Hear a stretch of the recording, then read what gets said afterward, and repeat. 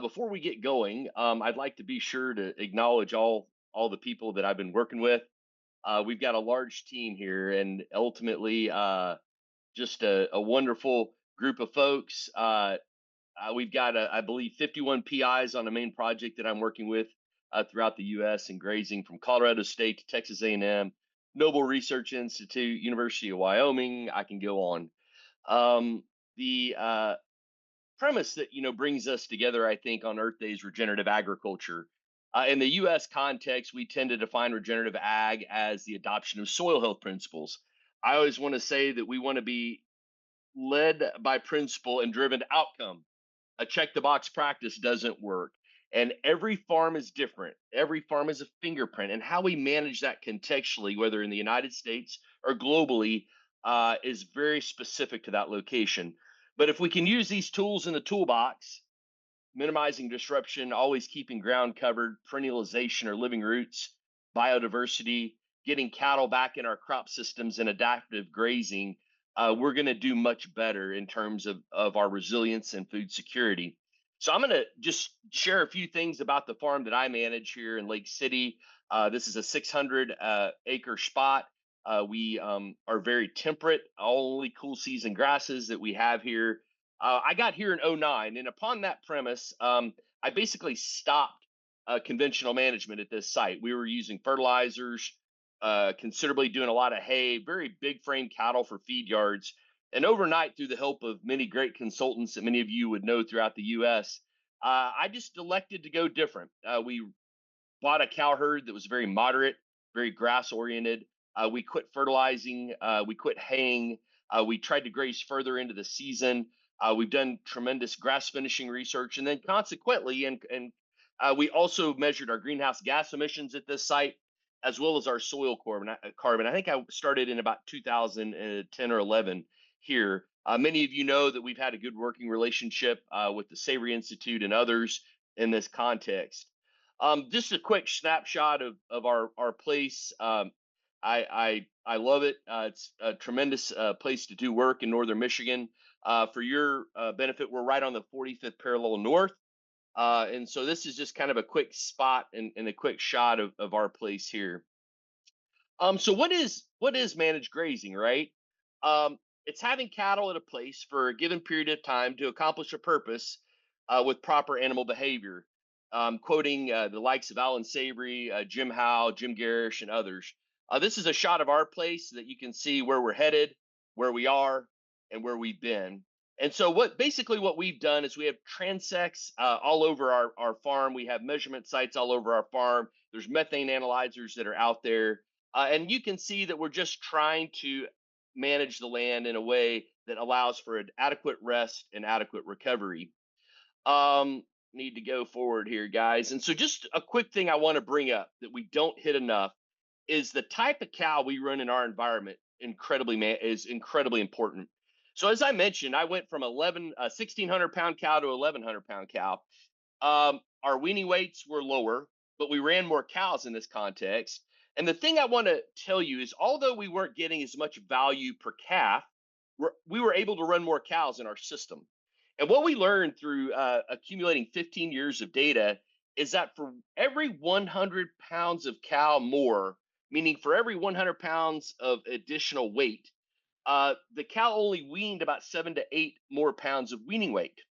And then she also, in this context, if I go from 1,600 to 1,150, that cow also ate over 1 ton more feed per year, costing me an additional $200. And so I think no matter if we're in the United States, Africa, or if we're in Australia or wherever, ensuring that we match cattle to our environment and ensuring we get these cows rebred and ensuring that we increase productivity in the farthest numerator may be one of the best ways that we can mitigate challenges with food security and climate by increasing productivity. And so that's just something I wanted to bring out. The other thing that we did, again, is we've been measuring soil carbon over this place from 12 to 16 to 23. Every time I do this, I learn more. Often when we try to get this type of data published, I always get pushback because we didn't do things exactly the same way 14 years ago, if you will. But ultimately, what we found is we actually have sequestered quite a bit of carbon in that context, over 1 ton per hectare annually. We do have some variation in our measurement, and it's provided some challenges in terms of how we publish this information. But the real data does speak to the fact that we've built significant carbon in this system. We've got a paper that's on the verge of being published now where we did actually an 11-year LCA on this data.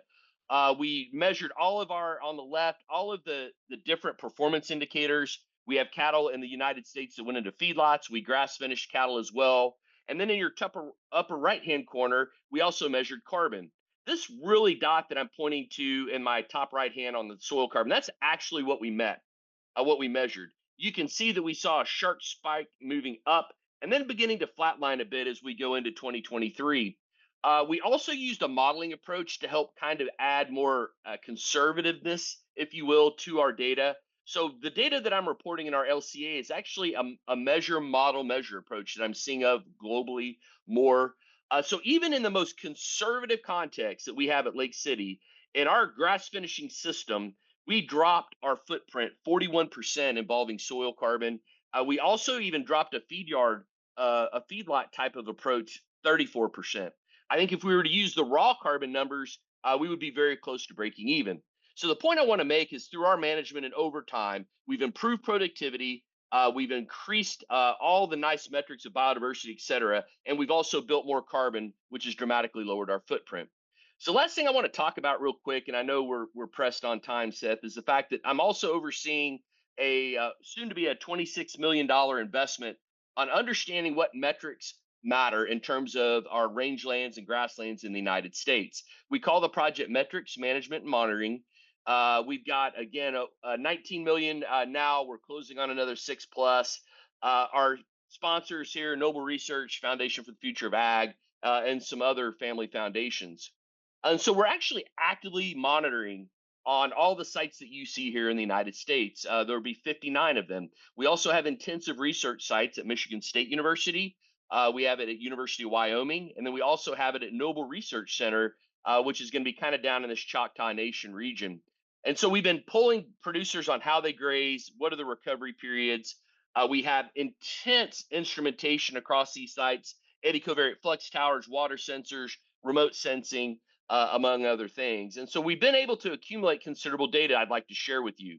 But really what we're doing, first of all, at our intensive sites is we're comparing what I call an adaptive management approach.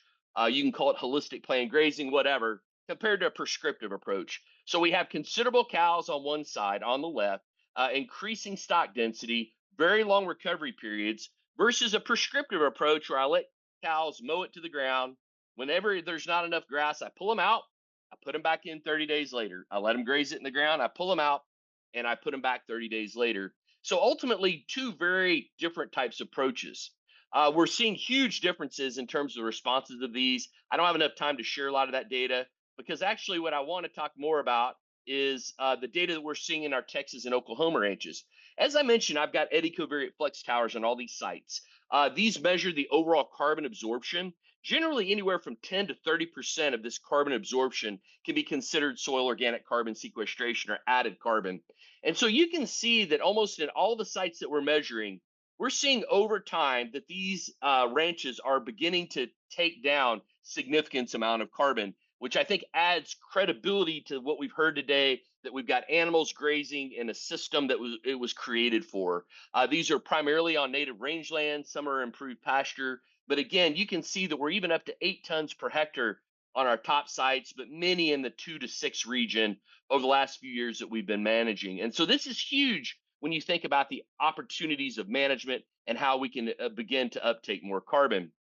Some things I want to share with you from Dr. Paige Stanley and Francesca Contrufo at CSU is when we compare our native sites compared to our improved pasture sites, we see more carbon deeper in these rangeland sites. And I think it lends to what the speakers prior had said about getting deeper roots, more secure roots in these systems. It's incredibly important. And it's exciting to see this data. It's very hard to come by all of this data when you're combining all these sites throughout the U.S. This context is Texas and Oklahoma. And what I really want to say then is that when we go and analyze our producers and we compare pasture and range, if producers are moving daily, we see significant greater amounts of evapotranspiration and water at deeper levels in these systems. If we're moving every few weeks, we still see those differences. However, if we're only moving cattle every 1 to 3 months, we actually see our pastures, our improved pastures, bringing down more water, but our native sites are really suffering. So the point then is that we see significantly deeper evapotranspiration where we have more root systems and we have more resilient systems through storing water. And so the take home truth I'm going to say is this is that at the end of the day, I think, as I showed with productivity, we still have to be profitable no matter where we are. We have to be able to earn a living to keep supporting our families. This is me on the right. I was just heartened to see that y'all are using EOV in Africa. I actually, 10 years ago almost, I was out in Kenya teaching and working with the Maasai herders on how to do EOV. So it did my heart good to see that going. I truly believe, ladies and gentlemen, globally, that the power of observation will always trump the power of technology. It is about the men and women that are on the earth, that are managing every day globally, studying the land. That's how we make improvement. Technology can help us, but let's not be anywhere confused that observation will trump technology. And I think it's incredibly important. If I could say one thing globally that I've learned through working all over the world is that it is so important to keep our ground covered. And finally, I truly believe that we working together collectively through management can improve the land. Thank you guys.